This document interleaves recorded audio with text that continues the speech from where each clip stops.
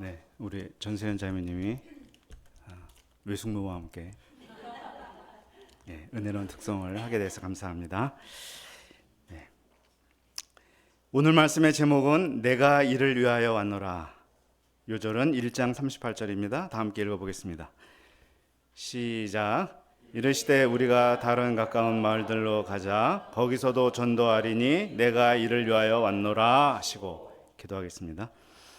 하나님 아버지 감사합니다. 마가복음 말씀을 통해서 우리에게 생명의 말씀을 주시고 또 우리가 하나님 나라를 체험하며 주님과 함께하는 삶을 살게 하심을 감사합니다.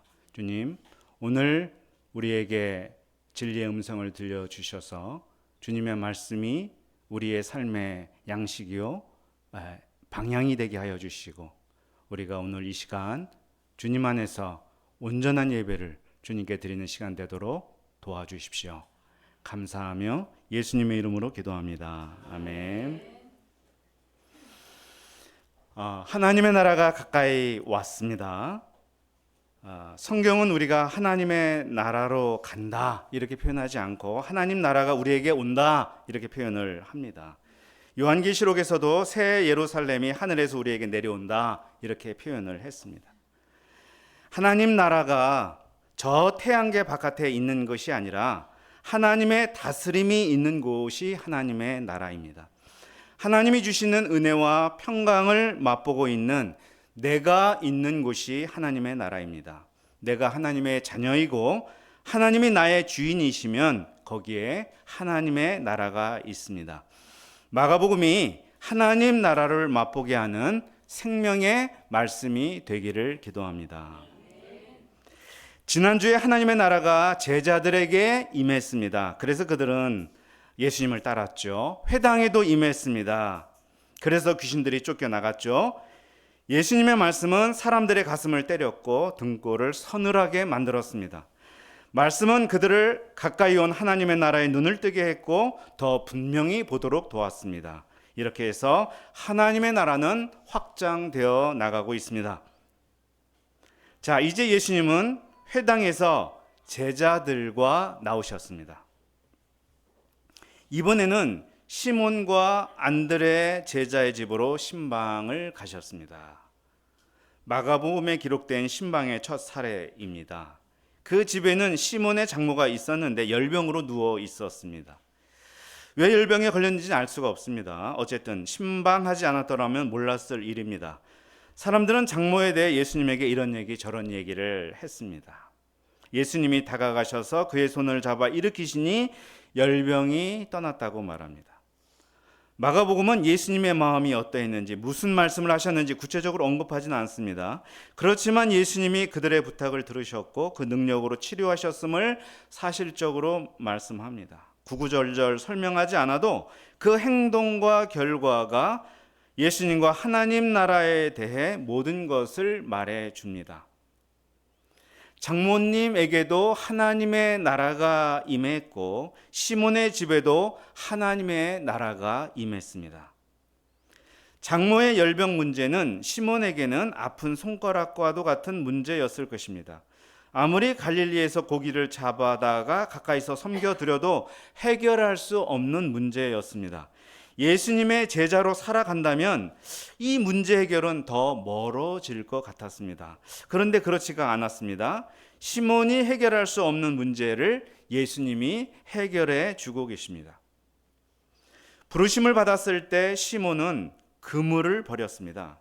그와 함께 집안과 장모님까지도 버려두는 것 같은 상황이 발생했을 것입니다. 그러나 주님은 그냥 버려두지 않으셨습니다. 그의 집을 찾아가서 장모의 열병을 고쳐주셨습니다. 그러자 어떤 일이 벌어졌습니까? 31절을 보면 여자가 그들에게 수종드니라 라고 말씀을 합니다. 병에서 일어난 장모가 예수님 일행을 극진히 섬긴 것입니다. 아마 그는 이후로 든든한 조력자요 후원자가 되었을 것입니다. 이 일은 제자들에게 먼저 그의 나라와 그의 의를 구하면 필요한 모든 것을 더하여 주실 것이라는 약속의 말씀에 대한 믿음을 갖게 되는 계기가 되었을 것입니다. 자, 32절을 보면 저물어 해질 때가 되자 사람들은 모든 병자와 귀신 들린 자를 예수님께 데리고 나왔습니다. 안식일이 끝나자마자 사람들은 기다려 뜨는 듯이 예수님께 몰려든 거예요. 예수님은 많은 병자를 고치고 귀신을 내쫓으셨습니다. 얼마나 시간이 지났는지는 알 수 없으나 예수님은 몹시 지치셨겠죠. 그런데 이 35절을 보면 새벽 아직도 밝기 전에 예수님은 일어나서 한적한 곳으로 가서 기도하셨다고 말씀합니다. 왜 기도하셨을까? 다음 장면을 보면 우리가 알 수가 있습니다. 자, 36절을 보면요, 시몬과 다른 제자들이 예수님의 뒤를 따라갔다고 말씀합니다. 이 뒤를 따라갔다는 말은요, 예수님의 뒤를 졸졸 따라갔다 그런 말 아니에요. 예수님이 follow me 했을 때 나를 따라 그런 말 아닙니다. 여기서의 뒤를 따라가라는 말은 예수님을 찾으러 갔다는 말이에요. 예수님이 어디에 계신지 뒤졌다는 말입니다. 이는 예수님이 많은 병자를 치료하시다가 사라지셨다는 말이에요. 갑자기 예수님이 탈출한 것은 아니시지만 병 고치는 일을 계속할 줄 알았던 예수님이 제자들의 시야에서 사라졌음을 의미하는 것입니다. 예수님의 도움이 필요한 사람들은 몰려들고 있는데 어디로 가셨단 말인가? 제자들이 찾아 나선 건 어찌 보면 당연한 일이었죠. 그들은 인적이 뜸한 장소에서 예수님을 찾아냅니다. 그리고 말하죠. 모든 사람이 주님을 찾습니다. 우리식으로 말하면요, 예수님 여기서 뭐 하는 거예요? 지금 한가하게 기도나 하고 있을 때가 아닙니다. 물 들어올 때 노를 져야 할 거 아닙니까? 소비자들의 니즈를 만족시켜 주셔야죠. 고객이 왕 아니에요? 이때 예수님의 대답이 무엇입니까? 나 많이 기다렸어? 내가 센스가 부족했네. 맞아. 사람들이 등을 돌리면 사역이금 보고 다 말도 안 되지. 이 시대의 트렌드를 읽어내는 감각이 내가 떨어졌나 보네. 이렇게 말하지 않았습니다. 38절을 보십시오. 이르시되 우리가 다른 가까운 마을들로 가자. 거기서도 전도하리니 내가 이를 위하여 왔노라. 예수님은 제자들의 말에 호응하지 않으신 거예요. 그들 편에서 보면 사오정 같은 대답을 하신 거예요. 함께 다른 가까운 마을들로 가자. 거기서도 전도한다.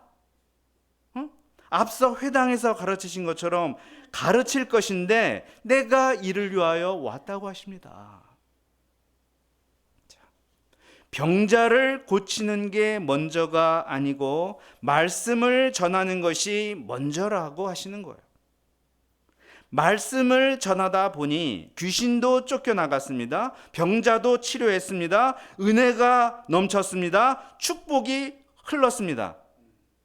그러나 그게 먼저가 될 수 없다는 말이에요. 한 개인만 아니라 한 국가도 우선순위 혹은 영적 질서가 지켜져야 됩니다. 한 농부에게 황금알을 낳는 거위가 있었습니다. 다 우리가 아는 얘기죠. 황금알이 먼저입니까? 거위가 먼저입니까?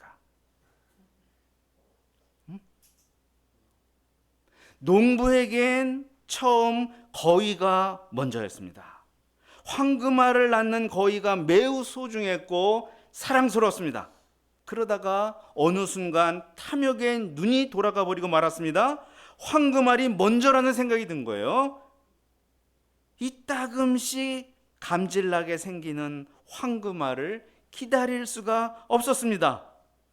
그는 많은 황금알을 얻으려고 거위의 배를 갈고 말았습니다. 그는 거위도 잃고 황금알도 잃어버렸습니다. 어떤 일이 발생해도 거위가 먼저입니다. 거위의 생명이 지켜져야 하고 때로 황금알이 잘 안 나와도 황금알과 거위의 순서는 절대 바뀌어서는 안 됩니다. 그런데 바꾸어버리는 어리석음을 인간은 저지른다는 것입니다. 지금 제자들이 그 일을 할 수 있는 위험한 수준에 이르고 있는 거예요. 모든 사람이 치료해달라고 찾습니다. 기도하고 말씀 전하는 건 나중 시간 되면 하시고요. 지금 병자 고치고 귀신 쫓아내는 게 우선이에요. 예수님은 그 말에서 우선순위가 뒤바뀌고 영적 질서가 무너질 위험성을 보신 거예요.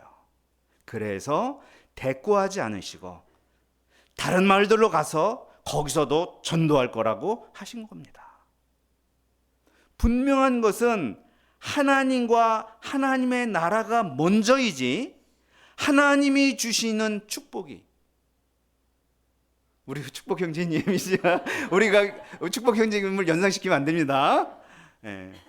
하나님이 주시는 문제 해결이 먼저가 아니라는 사실입니다.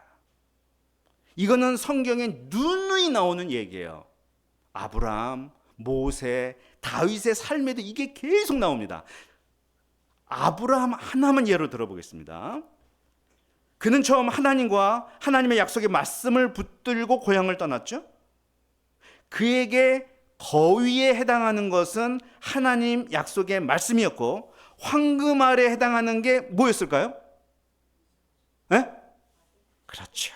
축복의 핵심인 자식이었습니다. 하나님은 그가 약속의 말씀을 붙들면 자녀를 얻을 거라고 했습니다. 그래서 말씀 붙들고 믿음으로 살았습니다. 근데 후에 이스마엘이라는 자식이 생겼습니다. 그러자 본색이 드러났습니다. 하나님의 말씀보다 이스마엘을 붙들고 살았습니다. 하나님은 책망하셨죠? 그래서 다시 약속의 말씀을 붙들고 어느 정도 살았습니다. 다시 순종을 했고 마침내 이삭이라는 자녀를 얻었습니다. 그런데 문제는 여기서 본격적으로 시작이 됩니다. 하나님보다 자녀가 먼저였습니다. 가정에 여러 문제가 발생해요. 하나님은 먼저 이스마엘을 내보내도록 하셨습니다. 그리고 이스마엘을 내보내죠. 그 후에는 마지막으로 이삭을 제물로 바치도록 하셨습니다. 이게 뭔가? 하나님은 아브라함이 축복 자체보다 축복의 근원이 되는 하나님과 그 약속의 말씀을 붙들고 살도록 연단하셨습니다. 마침내 그가 이삭마저 바쳤을 때 하나님은 이삭은 약속의 위대한 자녀로 키우셨고 이스마엘은 큰 민족의 조상으로 키우셨습니다. 하나님은 아브라함이 평생 우선순위, 영적 질서를 지키는 믿음의 삶을 살도록 도우셨습니다. 아브라함은 축복을 많이 받은 사람이었지만 언제나 축복을 붙잡기보다 축복 주시는 하나님을 붙잡고 축복에 대해서는 자유로운 마음을 가지고 살았던 믿음의 표본으로 남아 있습니다. 예수님이 하나님 나라를 가지고 옴으로써 많은 축복과 은혜가 주어졌지만 축복에 매이는 순간 영적 질서는 붕괴되고 하나님 나라는 사라지게 됩니다. 예수님은 그것을 아셨기에 다른 마을들로 가자, 거기서도 전도하리니 라고 말씀하신 거예요. 앞으로 예수님과 제자들은 적지 않은 갈등 관계 속으로 들어갈 것입니다. 사람들하고도 불편한 갈등 구조 속으로 들어갑니다. 왜냐하면 예수님은 하나님 나라가 항상 먼저였고 사람들은 축복이 먼저였기 때문입니다.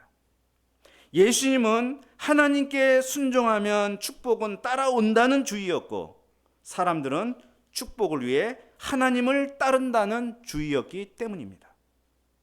둘의 구조가 다르니 갈등이 생기지 않을 수가 없는 것입니다. 사람은 갈등하는 걸 싫어합니다. 갈등은 고통이기 때문입니다. 그래서 갈등이 생길 것 같으면 내가 양보하지 라고 말합니다. 그러나 다른 모든 것에서는 갈등 상황이 벌어지면 양보하고 타협하고 화목을 이루는 게 맞지만 양보하거나 타협하지 말아야 할 상황이 존재합니다. 바로 거위냐 항구말이냐, 하나님이냐 축복이냐, 말씀이냐 문제 해결이냐, 그 우선순위와 영적 질서 앞에선 타협이 없습니다. 예수님은 타협하지 않으셨습니다. 오히려 밀어붙이셨습니다. 내가 이를 위하여 왔노라 말씀으로 밀어붙이셨습니다. 내가 이를 위하여 왔다는 것은 예수님은 자기 소명이 무엇인지, 하나님으로부터 받은 사명이 무엇인지 분명히 아셨고 붙드셨다는 거예요. 분명한 사명, 소명의식, 확고한 정체성이 있으신 거예요. 예수님의 이 사명과 정체성은 마가복음에서 10장 45절에서 가장 크게 드러나거든요. 인자의 온 것은 섬김을 받으려 함이 아니라 섬기려 하고 자기 목숨을 많은 사람의 대속물로 주려 함이니라. 그 말씀에서 가장 크게 드러나요. 나중에 그때 가서 그것은 자세히 배우고요. 여기서 예수님은 하나님의 복음을 전파하고 회개하고 죄사함 받도록 하는 그 메시아로서의 소명을 다하고자 내가 왔다고 하시는 거예요. 이런 확고한 사명감이 나의 삶을 여러 위기에서 지켜줍니다. 우리는 벼락출세한 스타들이 하루아침에 나락으로 떨어지는 경우를 종종 봅니다. 윤리적인 문제, 반사회적인 문제에 얽혀서 하차하고 심지어 생을 마감하는 그런 경우들을, 참 안타까운 사례들을 우리가 봅니다. 사람에게 가장 위험한 순간은 많은 사람이 지지하고 환호하여 인기와 명성이 높아질 때입니다. 출세와 유명세를 만나면 흔들리지 않을 사람이 거의 없습니다. 반대로 혹독한 비난이나 오해를 만나도 흔들립니다. 과도한 칭찬을 받아도 흔들리고 과도한 비난을 받아도 흔들립니다. 하늘 높이 올라가도 흔들리지 않고 바닥으로 곤두박질 쳐도 흔들리지 않으려면 내가 이를 위하여 왔노라 할 수 있는 나만의 신앙 지침, 인생 철학, 소명의식, 그것이 있어야 됩니다. 성경은 바로 그것을 가르쳐 주는 거예요. 내가 세상에 왜 태어났고 내가 왜 살아가야 되는가, 그 삶의 존재, 근거와 의미, 그것을 성경은 가르쳐 주는 거예요.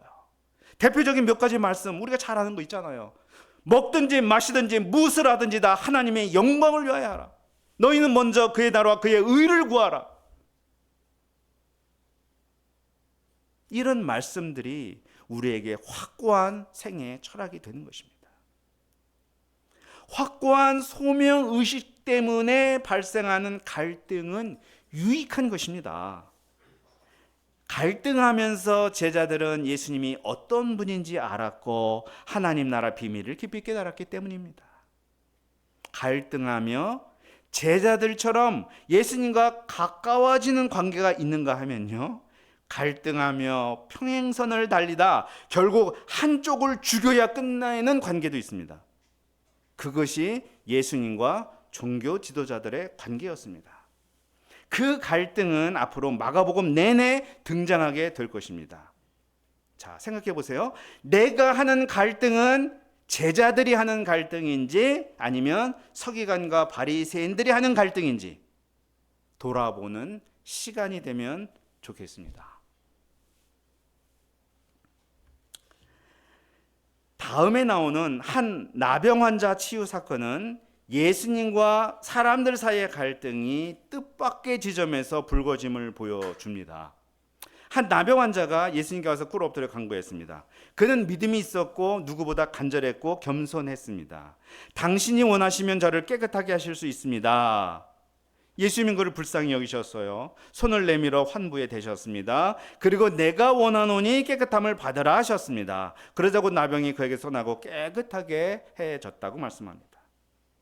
예수님의 치료는 전인적인 치료예요. 몸만 아니라 마음과 영혼도 치료하는 치유입니다. 손을 몸에 대심으로 그의 입장에 서신 거예요. 그의 아픔에 공감하셨어요. 율법을 위반하고 비난받을 수 있는 위험을 감수하셨어요. 그 환자는 예수님이 자기 같은 존재를 가볍게 보지 않고 아주 진심으로 대해주는 것에 위로를 받았겠죠. 내가 원하노니 라고 말씀하신 건 나병 환자의 존재를 참 인정해주고 그의 삶을 100% 아주 강력하게 지지해주는 메시지입니다. 이런 지지를 받으니 힘이 나지 않겠어요? 예수님은 온 몸과 전 인격을 다해 그를 치료했고 온전히 구원해 주셨습니다. 그런데 43절을 보면 아주 색다른 말씀이 나와요. 곧 보내시며 엄히 경고하셨다 이렇게 나와요. 엄히 경고했단 말 다른 곳에선 찾아볼 수 없는 표현이에요. 그냥 부탁하거나 권고했단 말 아니에요. 정말 이렇게 온전히 치료해 주었으니 이것만큼은 분명히 네가 지켜줘야 된다. 그런 의미예요. 그게 뭐냐? 뒤에 나오지만 삼가 아무에게 아무 말도 하지 말아달라고 한 거예요. 그거 꼭 지켜달라고 한 거예요. 그러면서 정상적 사회생활을 하도록 제사장으로부터 완치 판정만 받고 조용히 돌아가라고 했어요. 예수님은 불쌍해서 그를 치료해 주신 사실이 남용되거나 이용되길 원치 않으셨던 거예요. 이게 메시아가 하는 일의 전부인가 보다, 하나님 나라의 전부인가 보다 오해될 수 있기 때문입니다. 그러면 메시아의 길이 방해받을 수 있기 때문이죠. 그런데 그 사람은 그것을 미처 생각하지 못했습니다. 그렇게 엄히 경고하셨지만 나가서 이 일을 많이 전파하고 널리 퍼지게 했다고 했습니다. 그는 참 기뻐서 그랬겠죠. 그 마음에 악한 거 없어요. 그거 다 알아요. 그러나 결과적으로 매우 나쁜 일이 되었고 그는 매우 나쁜 사람이 되었습니다. 왜? 예수님께서 다시는 드러내놓고 동네에 들어갈 수 없었기 때문이에요. 사람들은 예수님의 가르침에 귀를 기울이기보다 치료하는 능력, 문제 해결하는 것에 매달리게 되었기 때문입니다. 예수님은 바깥 한적한 곳에 계실 수밖에 없었고 그러면서도 사람들은 귀신같이 그가 계신 곳을 찾아 그에게로 나왔습니다. 자, 이로 말미암아 사람들과의 불편한 관계, 갈등의 구도가 진하게 형성되고 있습니다. 나병 환자에겐 치료받는 믿음은 있었지만 말씀에 순종하는 믿음은 없었습니다. 축복받을 믿음은 있었지만 축복을 감당할 믿음은 없었습니다. 무리들, 제자들, 그리고 나병 환자가 오늘 등장했습니다. 전부 은혜를 받은 사람들이고 축복을 경험한 사람들입니다. 그러나 좀 아쉬움이 남습니다. 우리 마음이 좀 아쉽습니다. 그 이유를 우리는 알아요. 황금알이 먼저인가? 거위가 먼저인가? 축복이 먼저인가? 예수님이 먼저인가? 문제 해결이 먼저인가? 말씀이 먼저인가? 우리가 우선순위와 영적 질서에 있어 착오를 일으키지 않으려면 어떻게 해야 합니까? 예수님처럼 내가 이를 위하여 왔노라 하는 신앙이 분명해야 합니다. 내가 이를 위하여 왔노라. 나의 삶의 존재 의미와 근거, 소명감, 그 생애 지침이 분명하게 있어서 우리가 축복을 받아도 흔들리지 않고 그 반대의 상황이 펼쳐져도 흔들리지 않는, 그래서 하나님이 내게 주신 그 길을 온전히 갈 수 있는 그러한 우리가 되기를 주님의 이름으로 축원합니다. 기도하겠습니다. 하나님 아버지 감사합니다. 오늘 말씀을 통해서 참 제자들, 무리들, 나병 환자, 그들이 예수님을 열렬히 환영했고 진심으로 바랬고 간구했지만 뭔가 아쉬움이 있음을 발견하게 됩니다. 그것은 우선순위와 영적 질서가 전도가 될 때 생기는 현상인 것을 보게 됩니다. 당장은 그것이 좋은 것 같지만 결국 그것은 하나님을 잃고 하나님 나라를 잃고 내게 주어진 모든 축복마저도 잃을 수 있는 것을 깨닫게 됩니다. 하나님 아버지, 우리를 불쌍히 여겨 주셔서 예수님처럼 내가 이를 위하여 왔노라 분명한 인생의 지침, 인생의 방향이 있어서 우리가 어떤 상황 속에서도 흔들리지 않고 내게 주신 길을 갈 수 있는 우리가 되도록 도와주시기를 간절하게 기도합니다. 감사하며 예수님의 이름으로 기도합니다. 아멘.